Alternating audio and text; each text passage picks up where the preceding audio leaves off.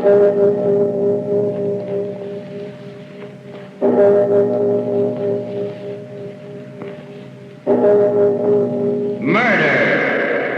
at midnight. This is the place for it. Deep down under the city, under the earth. The concrete cold and damp as the stone of a mausoleum. The question is, which one of them shall it be? You, sir? You with the gray hair and the briefcase. Allow me to introduce myself. I am Death.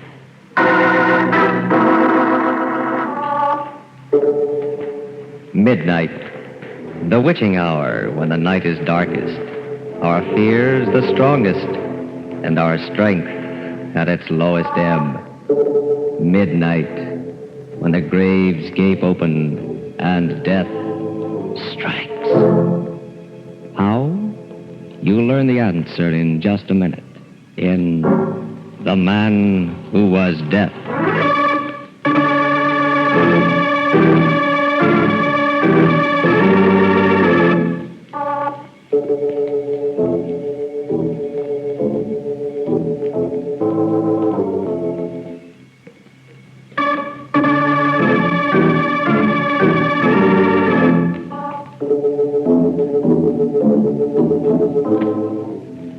And now, Murder at Midnight. Tales of mystery and terror by masters of the macabre. Our story by Robert Newman is The Man Who Was Death.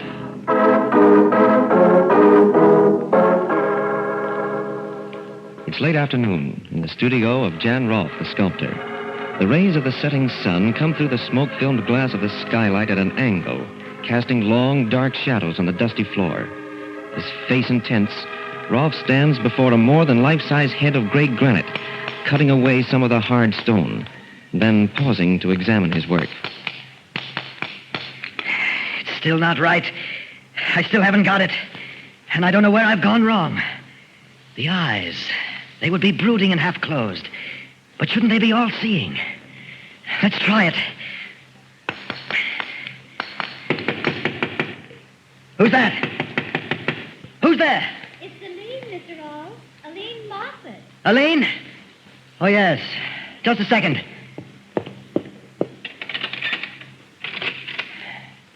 What is it, Aline? I told you I wouldn't be able to get here until late, Mr. Rolfe, that I was going to be modeling for Clayton in the early afternoon, but you said it didn't matter. Oh, yes, I forgot. If you don't need me, don't feel like working. No, it's all right. Maybe it would help if I worked on something else for a change. Come on in. Something else? Oh, that head. Is that the first time you've seen it? Yes. You always kept it covered up before. It looks very powerful. Powerful, eh? Go on over to it, closer. Tell me who you think it is. All right. It's a man. Pretty big man. Man. I knew it wasn't right. But if that's all you get out of it... Where's that mallet? Mr. Rolfe, what are you going to do? This, I'm going to smash it! Almost 6 months' work, but... There! Do you know what that was supposed to be? Death! Yes. For centuries, man has been haunted and obsessed by the fate of death. I'm going to do something no artist has ever done before. Show mankind the face of death. Mr. Rolfe, I don't think I feel like modeling this afternoon. You're frightened. Why? I don't know. The whole idea of... You, too.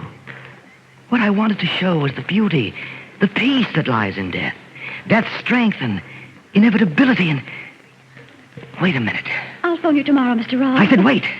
It's beginning to come to me. What was wrong? To do a study, portray something, you've got to understand it, inside and out. You've got to know how your subject thinks, feels, project yourself into it. To do a study of death, I've got to know all those things about him.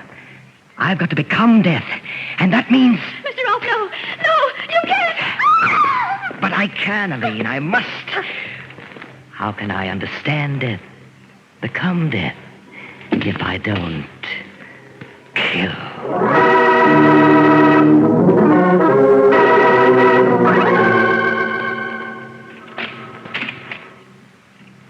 Miss Craig? Yes, Nancy Craig. I'm Jordan, Harold Jordan of Homicide. I imagine you know why I asked you to come down here to the morgue. They said it had something to do with my roommate, Aline Moffat. Is she... If you think you can take it, we'd like you to make the identification. I think I can. Ah, good girl. She's right here under the sheet. Ready? Yes.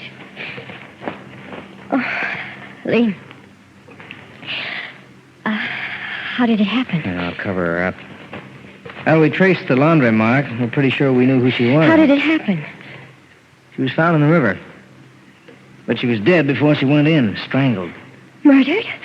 Oh, but why? By whom? We don't know. We thought you might help us with that, too. Tell us what you know about her. There's not much to tell. She was a wonderful girl. Came from out of town, out west somewhere. You wouldn't know it from the way she looks now, but she was beautiful. She used to do modeling. Any boyfriends? Oh, no one in particular. She went out with a lot of different men. Everyone liked her.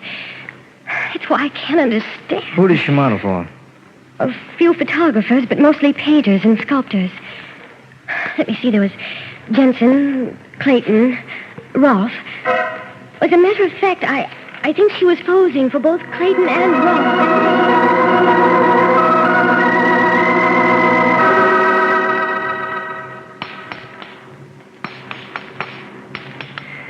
Better this time, much better. Things I can put into it that I never knew. Never felt before. Now, let's see. No! Still not right.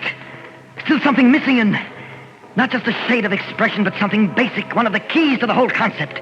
But what? Haven't I played Death's role, killed just as he does? Haven't I... Wait, that's it. Of course. Is that how death strikes? Without thought, on the spur of the moment? No. He picks and chooses. Decides just who shall die and who shall not. What's missing is the consciousness of power. The knowledge that there is no appeal from death. That he is the supreme authority. And that means that... Yes, I must kill again. And this time... Who's that? Police department. Can we come in and talk to you for a minute? Why, yes, of course. Just a second. Police. They don't know anything. They can't know. But I'd better cover this up.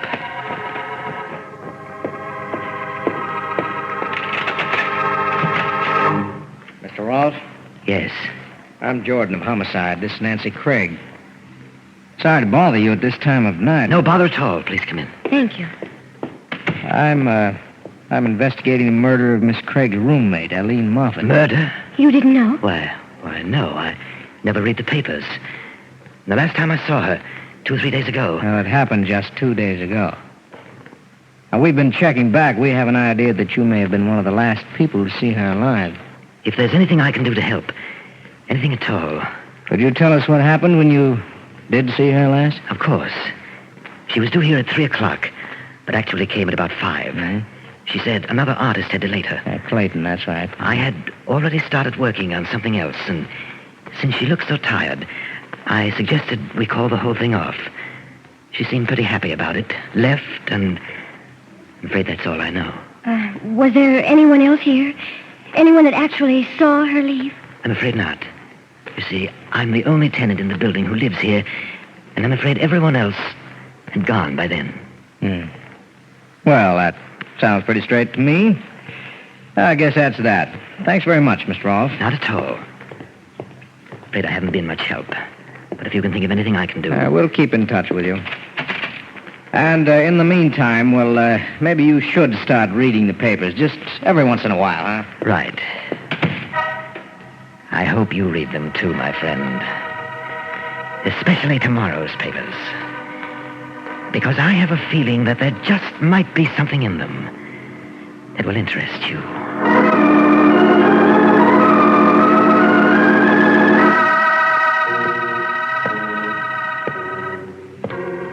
Night. And a fine small rain. Yes, this is how he would move. Walking slowly through the darkness. Searching. Weighing. Selecting his victim. I beg your pardon, What? sir. But could you tell me if that's the uptown subway over there? Why, yes. I believe it is. Thank you. Thank you very much. Not at all. Subway. What better place to make my choice than there? Deep under the earth. The concrete cold and damp as the stone of a mausoleum. Thank you, my friend. Thank you.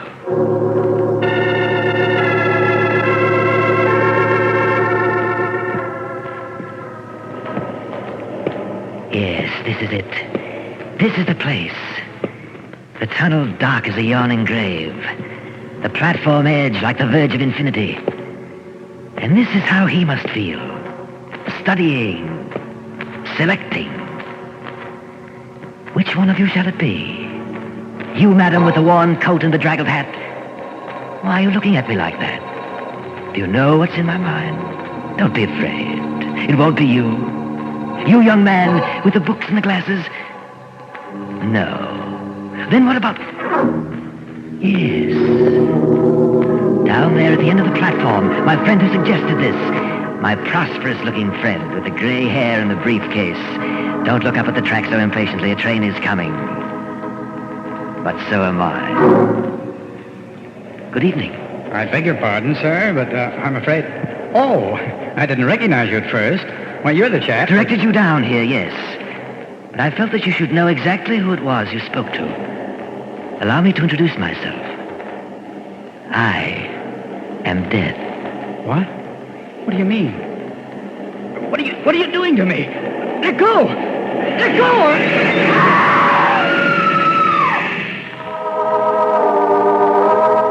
Quietly, the man who is death steps back from the edge of the platform as the train grinds to a stop. The woman screams. And somewhere in the distance, a clock strikes 12 for... Murder at midnight.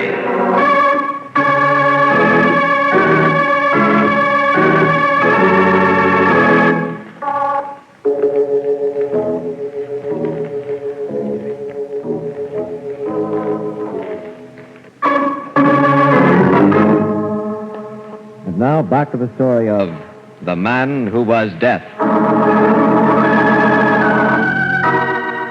It's late the next afternoon, and Jordan is alone in his bare cubbyhole in police headquarters when there is a knock on the door. Come. Hello, Mr. Jordan. Oh, hello, Nancy. You don't seem very happy to see me. I am and I'm not. It's a nice change to have someone as pretty as you come down here. On the other hand... You haven't gotten anywhere with Aline's murder. No motive, no clue, no nothing. I'm afraid we're licked. But you can't be. You can't give up. I'm sorry, Nancy. I don't like it either, but, well, it happens sometimes. But you can't let it happen. Not in this case. Yeah, you're pretty well wound up, aren't you? How about letting me take you out, buy you dinner? No. Oh, I am upset, yes, but... What's the matter? Oh, maybe it's nerves. That trip down to the morgue, the whole atmosphere around the case, but... Would you think I was mad if I told you I felt that some horrible power was abroad? That Death himself was stalking through the city? You and Mrs. Dolan. Mrs. Dolan? Who's she? Well, that accident in the subway last night, a guy who fell or jumped in front of a train. Didn't you read about it? No. Well, this Mrs. Dolan was one of the witnesses, and she swears that just before it happened, she went all goose pimples, felt as if death was breathing down the back of her neck, and that she was going to die. It's true, Hal. I know it is. I mean, well, that's exactly how I felt. I can't remember just where or when, but sometime during these past few days, I felt that I was in the same room with Death myself. Well, like you said, it's probably nerves. Strain you've been under. Just the same, it's kind of a funny coincidence. I think maybe I'll go see Mrs. Dolan, talk to her. Do you want to come? I don't believe so, Hal. Somehow I feel we're awfully close to the answer. If I could just remember where and when it was I felt that way, that I was in Death's presence. I think I'll go home. Okay, Nancy. I'll call you there after I talk to Mrs. Dolan, and, well, maybe we'll find that we really have something.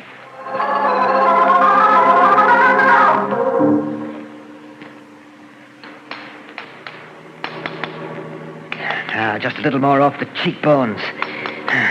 Get the gaunt feeling of a skull under the flesh.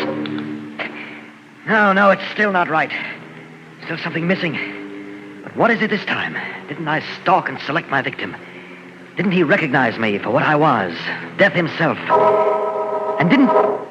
Wait, of course. It's never just the victim alone who knows, fears, and fights against death. It's all of society, medicine, science, the police. All of man's resources from time immemorial lined up against death.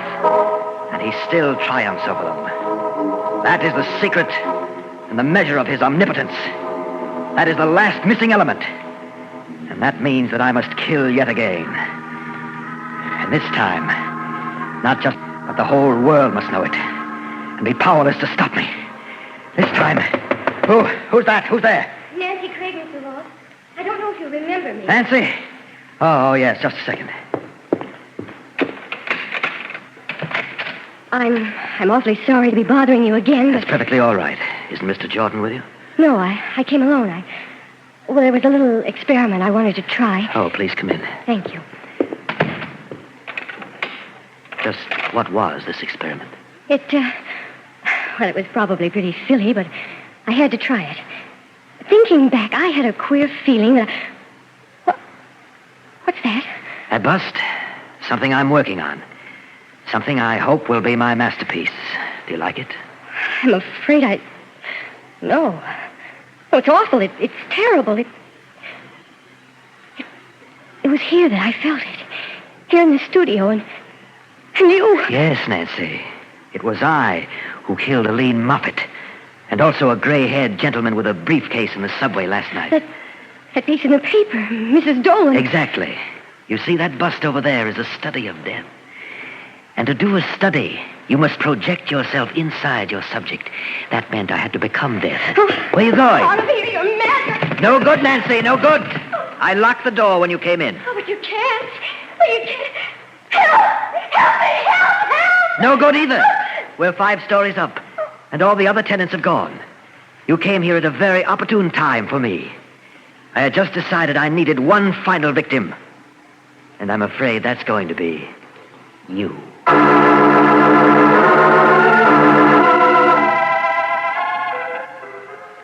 never forget it, Mr. Jordan. It was pretty late, about 12 o'clock, and it was raining. There were only a couple of people on the subway platform, 3 or 4, and I was standing by myself, not thinking about anything in particular, when suddenly this feeling came over me. Now, what kind of a feeling? Oh, a feeling that this was the end. A feeling that death was standing there, right close behind me. I got so weak and shaky that I thought I was going to faint. I shut my eyes and leaned against one of the posts, and that's how it was that I didn't actually see the accident. Mm-hmm. Well, did you turn around when you had that funny feeling? Did you notice whether there actually was anyone standing behind you? I did. There was just a young fellow with glasses and another man, kind of strange looking, now that I think of it. Strange? How? He was about 35 or 40, pretty big.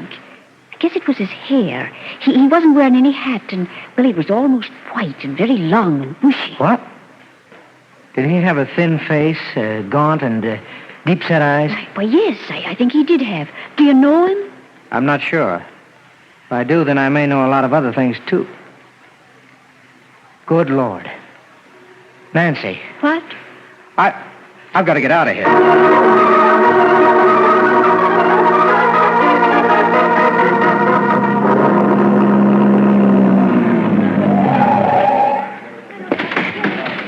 Just a second, young fellow. Where do you think you're going? In there. No one's going to... Hanrahan. Oh, there you are, Jordan. Where the blazes have you been? What do you mean? What's going on? A devil of a business.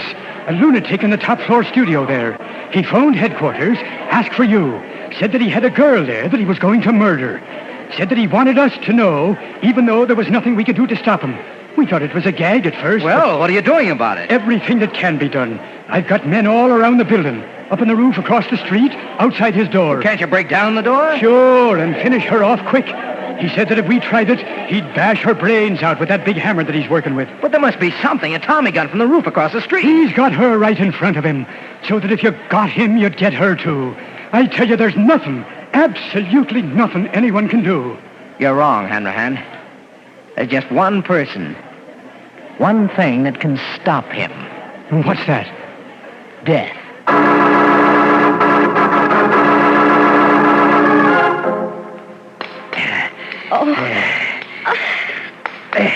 You're getting impatient, my dear. Oh, why are you doing this? you can't get away with it. Get away with it.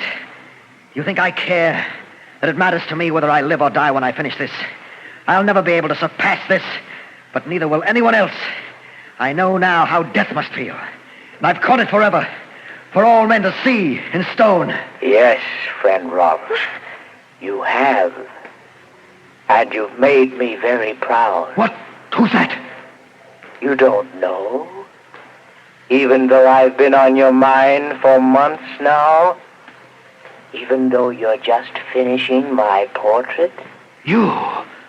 Where are you? Where would I be? Everywhere. Outside in the hall. Down in the street. Here in the studio with you. Can you be seen? I must see you. I must. Very well. Walk this way. Over towards the door. A little further. Little further. All right, here I am, Rolf. Maybe I don't look the way you thought I would. Jordan. Yes. Now drop that mallet and get your hands up. It was you, and I thought... Get him up, Rolf, I said. Okay, if that's the way you want it. Help! It's okay, baby. It's all over now. Have you loose in a minute? Jordan, are you all right? Yes, break the door down if you want to come in. I'm busy. Oh, you got him. But how? I talked to him through the vent pipe from up on the roof. I figured that if he was crazy enough to do all the things he did do, he might be crazy enough to believe death could pay him a visit. When I'd maneuvered him far enough away from Nancy here, I jumped through the skylight. Hal, look. Good Lord. What is it? That bust he was working on. He said it was a study of death. And in a way, I guess it is. Because it's a self-portrait.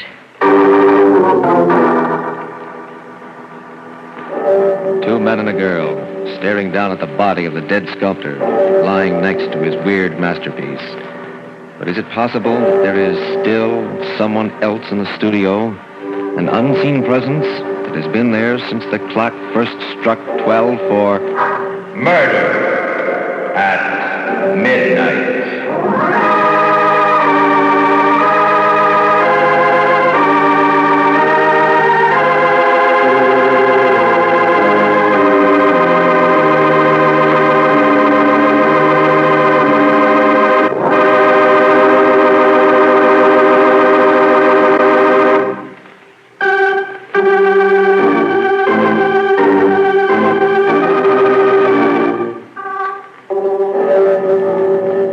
Remember to be with us again when death walks through the darkened streets while the clocks strike 12 for murder at midnight. The part of Jan Rolfe was played by Frank Behrens. With music by Charles Paul, Murder at Midnight was directed by Anton M. Leader.